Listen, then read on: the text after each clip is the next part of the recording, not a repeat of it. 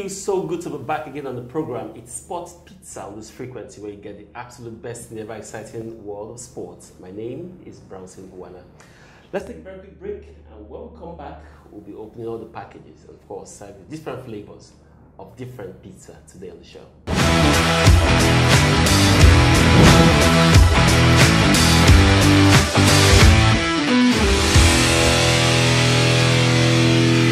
Thanks for staying with us. Olakunle Philip, my strike partner, joins me on the show. Kunle, good to have you. Yeah, good to be here, Brownson, once again to talk sport and Sport Pizza. So many news emanating from the world of sport. And the one that actually caught my fancy is the sack of the former Barcelona coach Valverde. And, you know, there was many questions that are being asked on why he was given the boot. And that's some of the things we'll be digging into today. Of course, we're not going to talk about the new manager. We'll be looking at some of the reasons why he was sacked. I'm sure, the story may have taken some days, some weeks, but there's still reasons to look into the reasons why he was sacked. Now let's go straight to some of the juicy story we have for you today. Now let's start from Africa. Charity begins at home, right? Now the 2021 African Cup of Nations will start on 9th of January after its dates were moved, host Cameroon have announced. The tournament was scheduled to take place in June and July, but was changed because of the unfavorable weather in the country at that time of the year. The 2019 tournament in Egypt was the first of its kind to be hosted in the summer. Now, Kule, this worries me because just the 2019 African Cup of Nations was played in the summer, and of course some of the European-based players participated, and clubs were happy and all of that. But now it's going back to January. Cameroon has made us understand, but doesn't this give cause for worry, having to always move the dates for this tournament? I think this is not a good one for the foreign-based players who are actually playing, the African players who are playing for top clubs and are also going to be participating in the forthcoming African Cup of Nations. Just like you said, the last edition was actually held in the summer, and you know the reason why CAF actually moved it from January to summer was because so that they can actually secure the services of some of the, there's always this tug of war between the countries and the clubs over the players, the availability of the players. But with this current decision, it wasn't an easy one because they had to. The Cameroonian Football Federation, FECAFOOT, had to meet with the Confederation of African Football chieftains led by Ahmad. And after so much deliberation, they actually agreed because I think it would not be good if the tournament is hosted around that time, the summer, and they're having issues, hot weather. So I think it's a good move towards the right direction. But the question is, would the players be happy to release the clubs? I beg your pardon. Would they be happy to release the players? Remember, so many African players are playing their pivotal to their clubs, and some of them would not want to release the players. So I think it really cause for worry. Because even when some of them begin, if they are able to make, the clubs are able to release them, some who are not really, who doesn't have a good stand at their club on current form, might be losing their positions when they return to their favorite club. So, and some of them who are actually pivotal, they are top players in their clubs, might be having issues because the management might be having issues in the sense that if like you are missing Sadio Mane of Liverpool now, there might be an issue because yes, it's when Sadio Mane is on the pitch. For instance, let's talk about Liverpool a bit. Liverpool has the likes of Salah and Mane. These guys are two key parts of their forward lines. And of course, you also have some African players that are key players in their club sides. I think it boils down to CAF making us understand if January is, because for instance, what if they move to another country and they have weather issues? Are they still going to move back again? I'm disappointed because the last time it was not Egypt that was supposed to host the African Cup of Nations. It was the Cameroonians, and by virtue of the fact that they didn't get their facilities were not ready, they were nonchalant as far as I'm concerned, because they've been given the nod long before the time, and the preparation wasn't it wasn't okay, and they had to take it away, the Hussein right away from them, and Egypt had to come calling. So I think there was no reason to give it back to Cameroon again. They've had their chance and they flouted it. So giving it back to them again, there is another issue that we are having. It leaves so much to be desired. All right. But now, what's at stake in this one is that the next Nations Cup is almost exactly 1 year from now. January 2021 would be the next African Cup of Nations. Now, let's move on to the next big story. I'm sure it's no more news that FC Barcelona have sacked Ernesto Valverde, but there have been talks and concerns why he was sacked.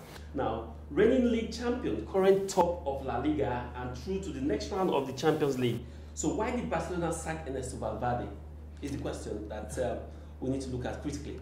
Well, some people are of the opinion that he was actually sacked because of the fact that he hasn't been able to, cultivate the pattern that was left by, the former coach, Johan Cruyff, who actually, introduced the tiki-taka style of play of the Barcelona team. But, since they took charge, I think the Barcelona team we have been seeing are not the team we used to know back then, playing all the tiki-taka. It's not about the result. Pep Guardiola came in and, he fine-tuned it. Yes. Trying to see how he could continue that philosophy. But yeah. Not many coaches have succeeded in that style of play. Yes. Not so many coaches have succeeded. But I think if you have a culture, you should understand the fact. The management have told him that this is what they want, and there's need for him to adhere to it, or else they agree before the deal was signed that no, I want to introduce my own pattern of play. But he has not been able to give them what they want, and that's why. And one of the things why he was also given the boot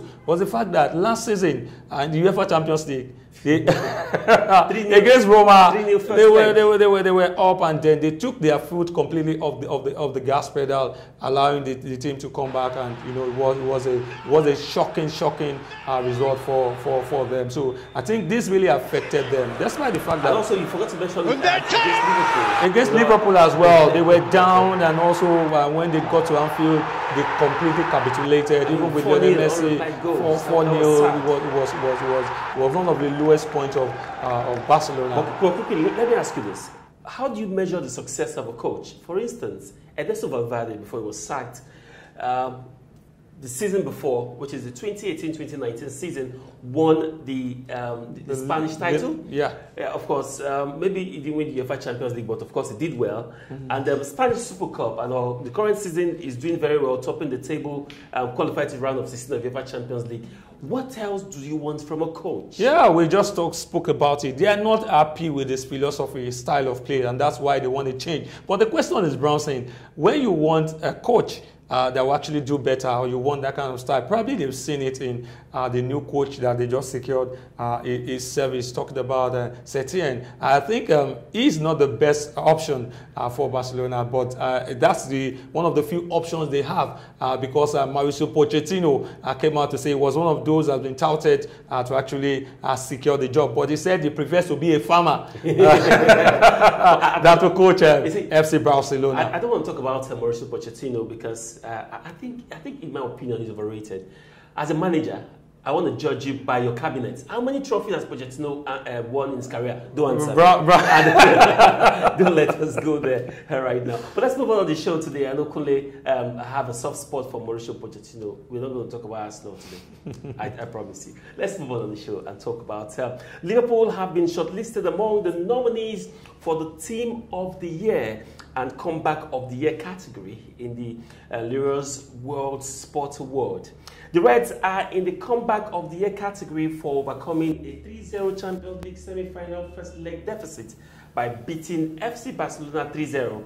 Also, Andy Murray is in the Comeback category of the year nominee after returning from a long-lasting injury. Now, also, Lewis Hamilton is listed in the Sportsman of the Year category as a result of winning his 6th Formula One Drivers' Championship, while Tiger Woods is also named in the category after winning his 15th major title, Master, in April. Boxer Andy Ruiz Jr. is also listed for the Breakthrough of the Year award after his June 1st win over Anthony Joshua, and was the winner of each category. Votes of course, has already commenced, and winner will be announced on the 17th of February. Of course, you can trust us to always give you details of the people that will eventually emerge. But let's talk about some few, athletes nominated here. Now, Liverpool, no doubt, team of the year, they deserve to be there.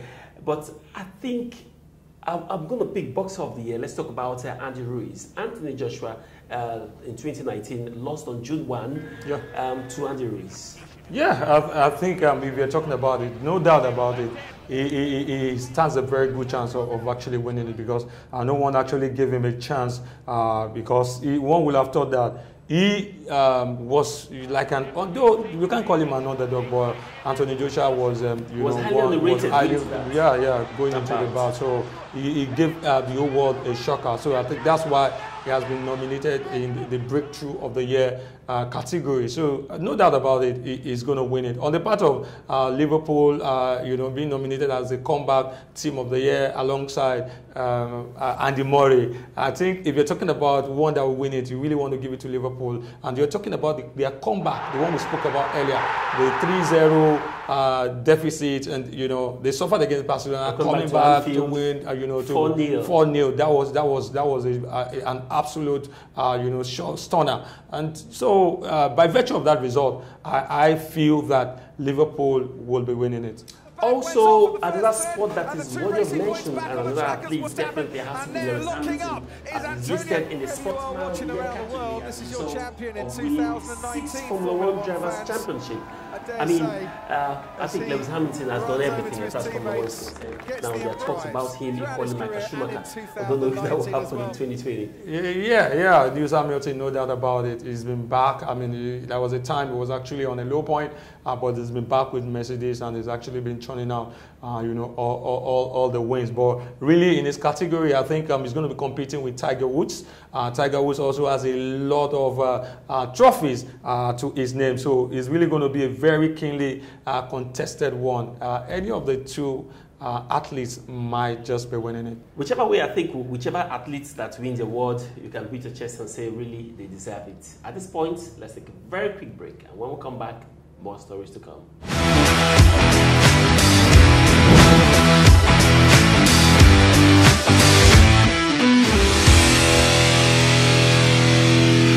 Thank you so much for staying with us. At this point, our heart is with Australia. It was a very sad moment where, the story broke about the bushfire, and what some people call it wildfire. And right now, a lot of people have relocated, and it's also a threat to the Australian Open, even though it would eventually go ahead. But there have been lots of concerns because some athletes have been withdrawing from games in the qualifying series, citing the fact that they are finding it very difficult to breathe and all. And some other quarters have also called for Australian Open to be moved forward and all. But some athletes is saying for solidarity's sake that if the event should continue. Yeah, if it's not going to have an adverse effect on their health, why not? I can continue. Just like you said, our hearts are with the people of Australia. It's been very sad. It's been very disheartening. But for the fact that people are complaining that, and they are finding it hard to breathe, that's cause for worry. If the organizers feel that it won't be, the atmosphere will not be conducive for the Australian Open to be staged, then I think I want to tilt towards the part of some players who have the opinion that it should be shifted. But anything outside of that, I think for solidarity reason, the tournament should go on. All right, for solidarity reason, it should go on. And still talking about tennis, where Serena Williams is the firm favorite to win the Australian Open as she gains bid for a second equalizing 24th Grand Slam single title. And also on the men's side, we have some guys on the male side who are slowing out. The likes of Novak Djokovic, Rafael Nadal, and Roger Federer are still expected to be at the men's battleground, where one of them eventually will emerge winner. But the last time on the show, we talked about the fact that there's maybe not a very pronounced pressure on Serena Williams, to win and equal Margaret Court's record of 24th Grand Slam. But the media has a way of, they've been pressing it to his ear, and it just might be affecting her psychology. Yeah, I think it should not affect her psychology because she's vastly experienced, though the experience, you will agree with me, didn't come to full. last year because she lost all the Grand Slams finals. She participated. Finals. Yeah, and lost all of them. All of them, and against all expectations. So I think the experience didn't come to full in that one. Any day, any time, Serena Williams against any player, you always want to give her a chance. So I think she has that. One would have thought that perhaps by now, by looking at her age, she should be calling it quits with tennis, but she still wants to beat the record and surpass the record. And really, I see she still has a very, very good chance of making it happen. All right, she's got a chance of making it happen. Also on the men's side, Novak Djokovic is saying that in 2020, he's not going to be a joke. It's going to be very tough. It's going to be very massive. It's just sad that one of my favorite players will be conspicuously missing. Andy Murray has been battling with injuries here and there, and he's not going to be there. So it's going to be fireworks. Andy Murray, Roger Federer, Novak Djokovic, and players like John Martin, De Potro, and others are really going to be jostling. And when you talk about the men's category, it's always difficult to get an upset from the young players coming. Exactly. But in the women's category, upsets are always coming. I also forgot to mention that on the women's category, I'm also looking forward to Kim Clijsters. Don't forget that she announced that she has come out of retirement. Hopefully, she can come in as a wild card. But I want to see Kim Clijsters. Yeah. Just maybe she can come back with a bang like she did in 2009. Yeah. After childbirth, took some time out, came back again. Yeah. And that same year, in 2009, she won the US Open. Yeah, anything is always possible when you talk about the women's tennis in the world. But it's always any of the players can just come out and pull a stunner. Remember the case of Naomi Osaka last season? She actually surprised a lot of tennis pundits. So we wait to see how things pan out. All right, let's see how well things turn out. Let's shift our gear right now to the NBA. The NBA right now is absolutely and Paul George makes a crazy circus shot and one behind the goes backboard, over the backboard and the clock for the LA Clippers in one of the NBA Play of the Week. What a fantastic show that was. Let's take it straight to the high points of that, and we'll come back, some more analysis for you. And then Morris for the Knicks. He scored 38 points tonight. Harrell with a vicious slam. The Clippers are down to the Knicks, though, at home from the three-point line. Patrick Beverley is also back in the lineup tonight. PG-13. Clippers have the lead now in the second quarter. Lou Will lets one go. It's only a 4-point lead, though, in the third. And Paul George makes a crazy circus shot and one behind the backboard, leaning out of bounds. In Africa, it's always very, very important to celebrate our own. Now, there's some group of guys, or I want to call it organization, who took it upon their shoulders to profile some African players, African athletes who have made mark for themselves. Now, I caught up with one of them. Let's listen to what he has to say. So African Sports is a platform that allows African athletes, either Africans born, on the continent or abroad, as long as they have, an African connection, to be able to tell their stories. So, sometimes you watch athletes on TV and you're wondering, what makes them think they're African unapologetically, some of them, what makes them think, what makes them who they are. So the platform allows us to go and delve deep into that, get to understand how they got to where they are, the inspiration, their life outside of just sports, and the challenges they had to overcome to get to where they are. So it's a media platform that mainly does that. But we also do things that create very nostalgic content. At the moment, we're doing something called Do You Know, where, we're delving into certain sports, certain countries and their sports history. One of the ones that we did recently was the Nigerian football team in 1994. We all knew how emphatic that team was. I kind of grew up around that generation of going to the World Cup for the first time. So we had a massive, support during that season. So we felt like we should roll back the years, and we wrote a whole story, like some sort of a documentary on that. So yeah, we do stuff like that. We've done for Senegal, the 2002 team that had El Hadji Diouf. That was a standout team as well.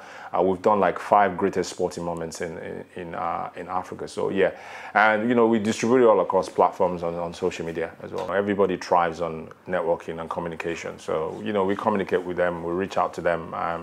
Some of them also know what we do as well, and they reach out to us too. So it's very, very inspirational. I think when you hear some of the things that they had to go through, I mean, it's all out there. I'm sure that you've seen some of the videos as well. So some of those stories are very funny. Someone thinking OC, for example, the former NFL player, he said someone actually thought if he got to America on a whale, So you get to see the funny side of it. You also get to see that it's never easy. I think sports is very glamorous.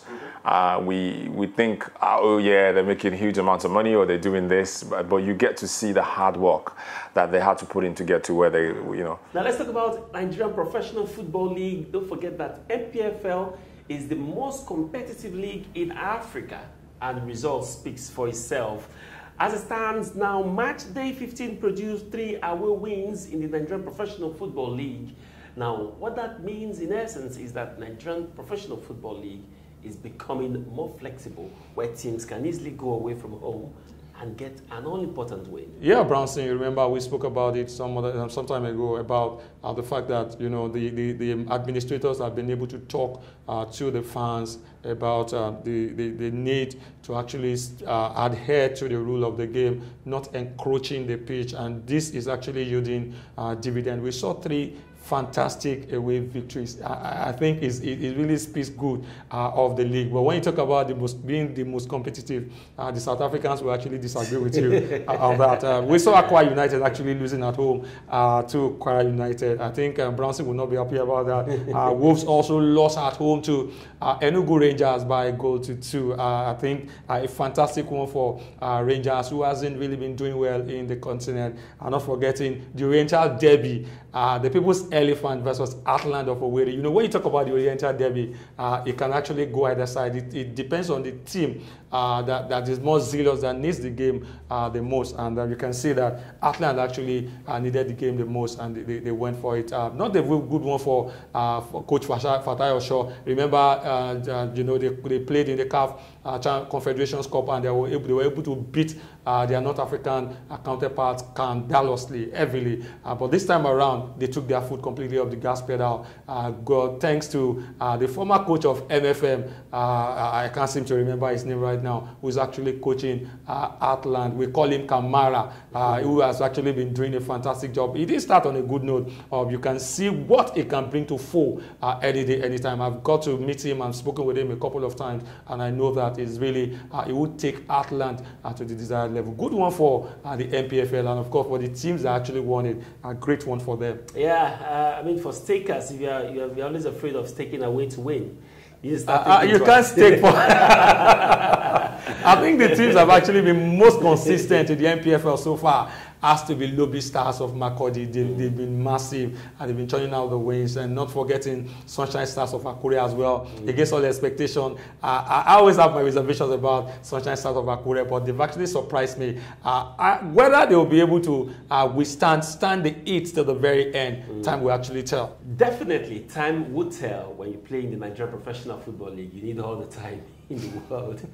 All right, you cannot watch Sport Pizza without having a taste of it. So let's give you a Sport Pizza Play of the Week.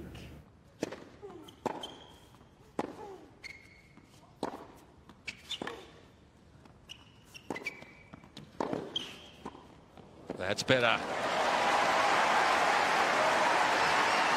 Coco Gauff took a little bit off the first serve. Took advantage of it. Doing a better job at the net. Every time a rally has been 5 shots or more in this set, Osaka's won it.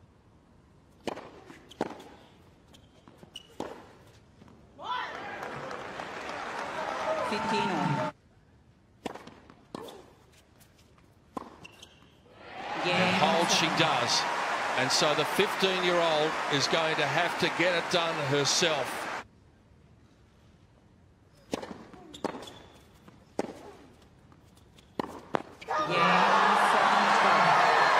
Remember the date.